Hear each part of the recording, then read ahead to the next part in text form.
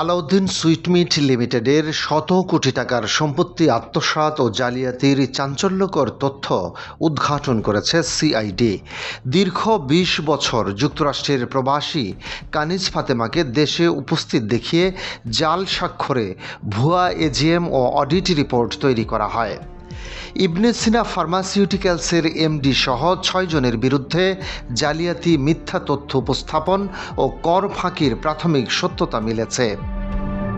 প্রতিষ্ঠাতার উত্তরাধিকারীদের বঞ্চিত করতে আইনি বিধি লঙ্ঘন করে ৬০০টি শেয়ারকে কৌশলে ২.৫ লাখেরও বেশি শেয়ারে রূপান্তর করা হয়। সচল কোম্পানিটিকে বেআইনি প্রক্রিয়ায় লিকুইডেশন দেখিয়ে এর দারুস-সালামের সেনপাড়া পর্বতার মূল্যবান মূল শিল্প প্লটটি আত্মসাৎ করা হয়। অডিট রিপোর্টে ২০.৮৩ কাঠার জমি গোপন রেখে পুরো কোম্পানির স্থাবর সম্পদ মাত্র ৯,৩০,০০০ টাকা দেখানো হয়। ইবনে সিনা ফার্মাসিউটিক্যালস জমির প্রকৃত বাজার মূল্য ৬৩ কোটি টাকা হওয়া সত্ত্বেও মাত্র ১৭ কোটি টাকা মূল্য দেখিয়ে জমিটি কেনে।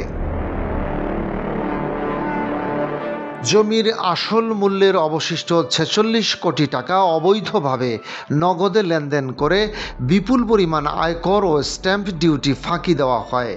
জাতীয় গৃহায়ণ কর্তৃপক্ষের অনুমোদন নিয়ে ১৫ জন সদস্যের ভুয়া স্বাক্ষর সম্বলিত একটি কাল্পনিক বোর্ড রেজুলেশন জমা দেওয়া হয়। প্রকৃত শেয়ার হোল্ডার কানিজ ফাতেমা ২০২৫ সালের সেপ্টেম্বরে আদালতে মামলা করলে আদালতের নির্দেশে তদন্তে নামে সিআইডি তদন্ত কর্মকর্তা